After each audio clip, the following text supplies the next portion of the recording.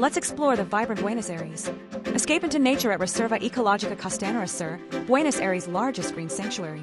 Once formed from debris, it now thrives with birds, native trees, and tranquil trails. In the heart of Palermo, Parque Tres de Febrero blends city life with calm waters, blooming roses, and peaceful paths. It's where Buenos Aires breathes. A botanical wonder, JardínBotánico Carlos Bays is home to over 5,000 plant species from all around the globe. A living museum in the city's core.